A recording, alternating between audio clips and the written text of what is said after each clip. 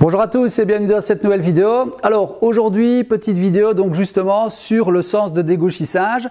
Alors avant de commencer, je tenais déjà à m'excuser auprès de toutes les personnes qui pensaient ou qui ont eu le sentiment que je les prenais pour des imbéciles. C'était pas du tout l'objectif, bien au contraire. C'était plutôt de démontrer qu'une posture peut vite vous induire en erreur et que certaines personnes l'ont bien compris.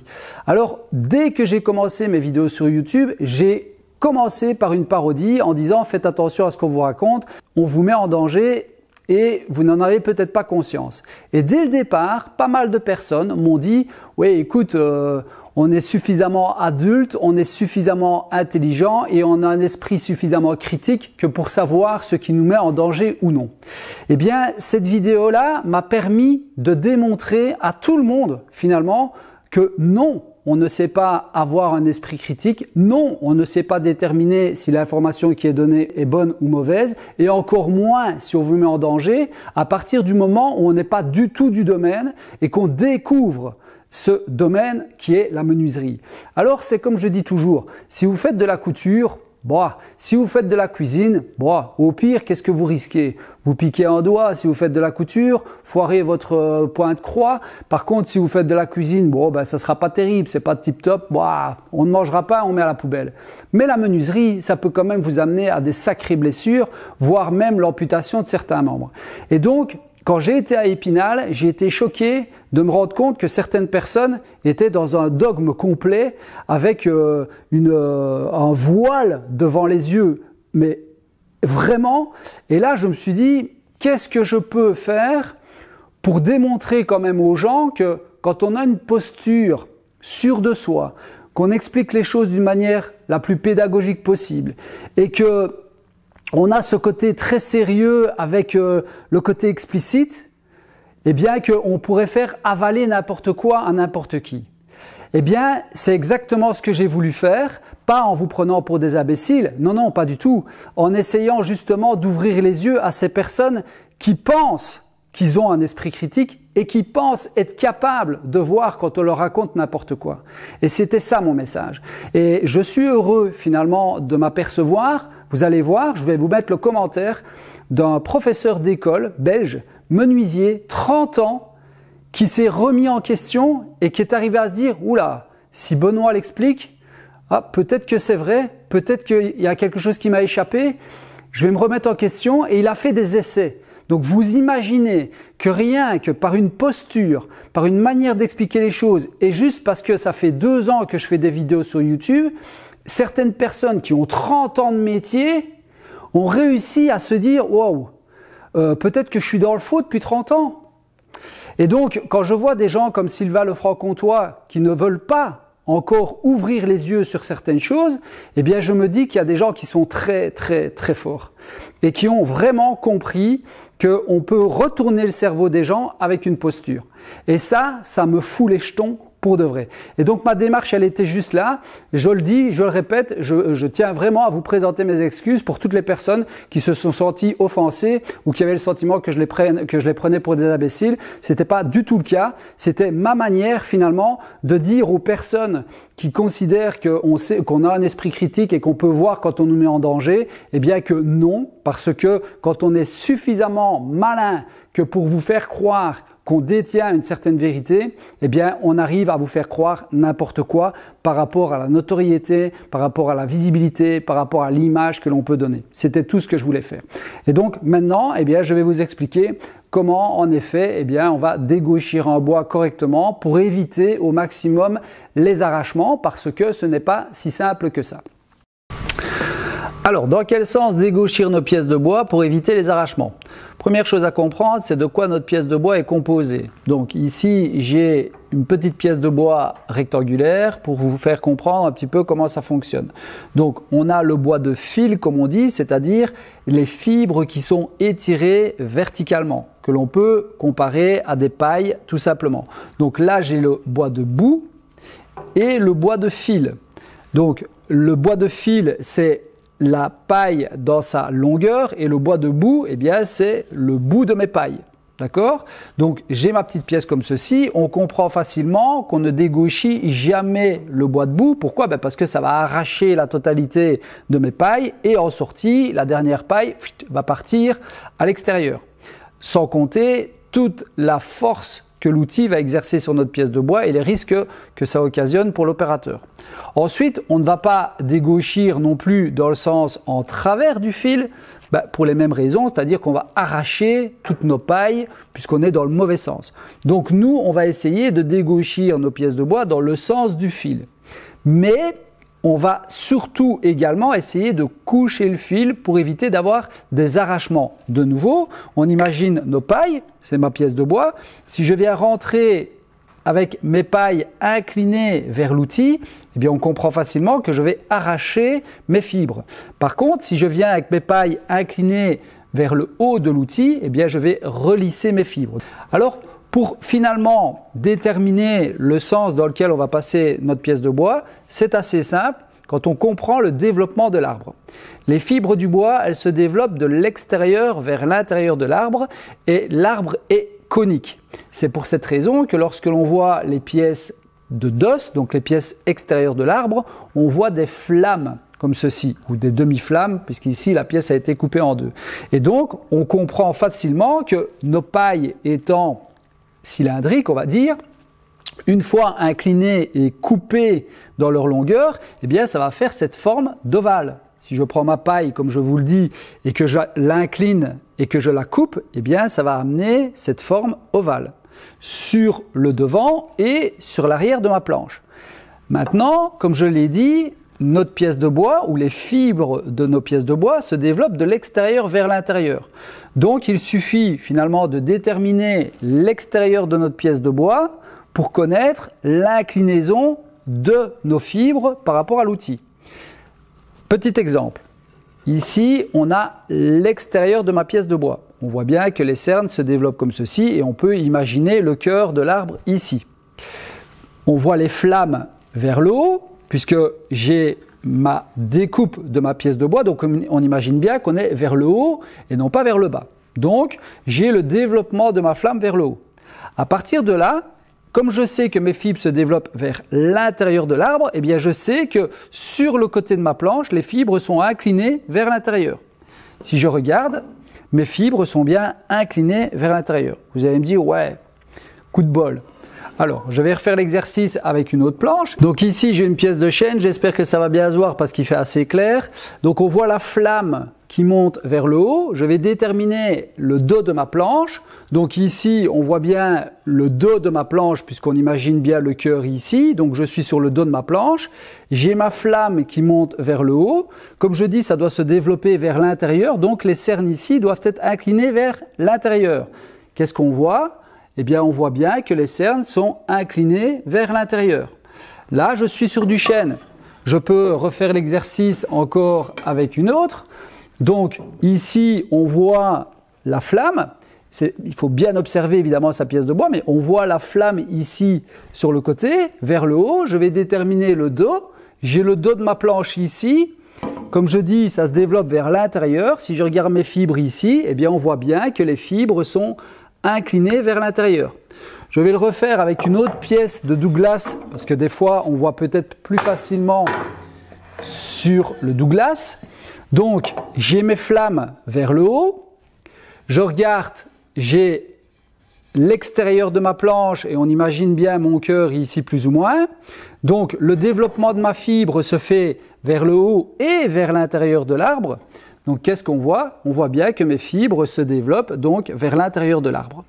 Encore une dernière avec le chêne, comme ça on voit bien que je ne triche pas. On a une belle flamme ici sur le côté, on voit bien qu'elle se développe vers le haut. Je vais essayer de déterminer l'arrière de ma planche. Donc l'arrière de ma planche est ici, donc je vais retourner ma pièce. Donc j'ai l'arrière de ma planche ici, on imagine bien mon cœur là-bas. On retrouve ma flamme, donc la flamme elle est ici et elle se développe comme ceci, donc elle va se développer vers l'intérieur. Donc ici je suis à l'extérieur de l'arbre, donc elle se développe vers l'intérieur. Regardez les fibres se développent bien vers l'intérieur.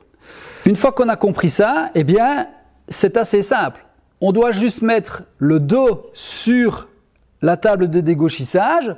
On sait que la fibre monte vers le haut naturellement en mettant la flamme vers l'avant. Et donc là, je vais coucher ma fibre. Donc le dos sur la table, la flamme vers l'avant et je vais coucher ma fibre. Si pour une raison ou une autre, vous deviez mettre le cœur, donc plutôt l'intérieur de l'arbre, sur la table, eh bien vous mettez l'inverse. Donc vous mettez le cœur sur la table et la flamme vers l'arrière pour aller vers l'outil. Et ça va tout seul et vous allez toujours coucher le fil.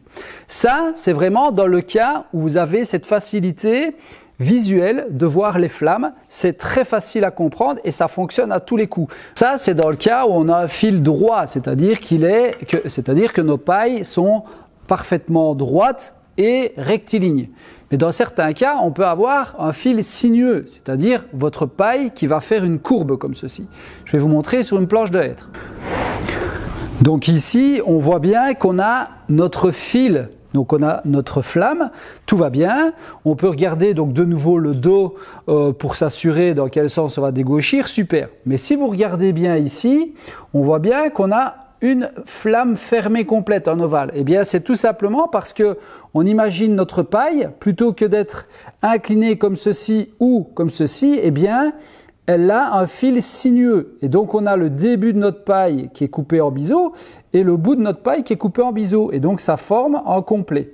Si on regarde sur la tranche de notre pièce de bois, eh bien, on voit bien, justement, le côté, la paille qui a un fil, donc, courbe.